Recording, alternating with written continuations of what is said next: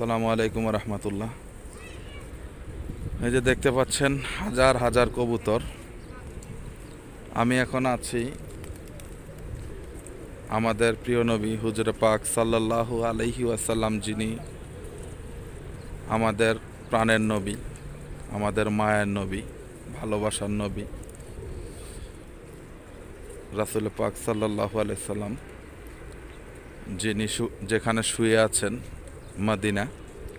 আমি এখন মদিনায় আছি আপনাদের দোয়ায়, আল্লাহর রহমতে। এই যে এটি হচ্ছে দেখেন হযরত বেলাল মসজিদ। হুজুরে পাক সাল্লাল্লাহু আলাইহি ওয়াসাল্লাম যখন মেরাজে গমন করেছিলেন তখন তিনি একটি খরমের শব্দ পেয়েছিলেন। তো যখন আবার মেরাজ থেকে এসে হযরত বেলাল আলাইহিস সালামকে জিজ্ঞাসা করেছিলেন যে, আচ্ছা বেলাল, আমি মেরাজ গমনকালে একটি খরমের শব্দ পেয়েছিলাম। শব্দটি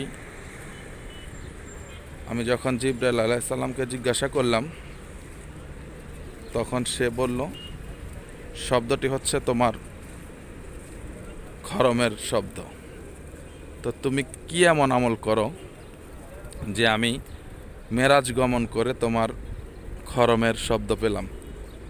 তখন হযরত বেলাল আলাইহিস সালাম বলেছিলেন যে এটা তো আল্লাহ এবং আল্লাহর রাসূলই ভালো জানে, তবে আমার একটি আমল আমি কন্টিনিউ করার চেষ্টা করি। সেটা হচ্ছে যখনই আমার অজু ছুটে যায় তখনই আমি অজু করে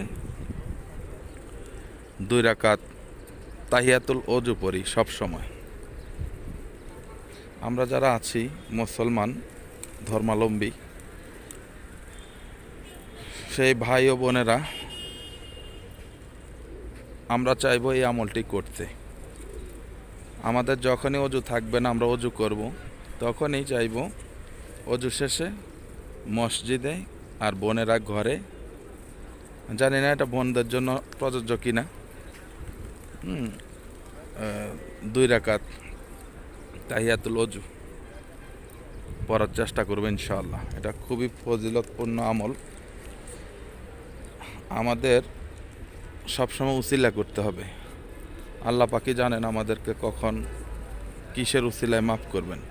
সুতরাং আল্লাহ পাকের ক্ষমার উদ্দেশ্যে আমাদের সবসময় শুধু উসিলার উপরে থাকতে হবে। কত সুন্দর একটি মসজিদ দেখতে পাচ্ছেন, এটি হচ্ছে হযরত বেলাল মসজিদ। সবাই ভালো থাকবেন, আমার জন্য দোয়া করবেন। আমি আপনাদের সবাই জন্য দোয়া করি। আসসালামু আলাইকুম রহমতুল্লাহি ওয়া বারাকাতুহু।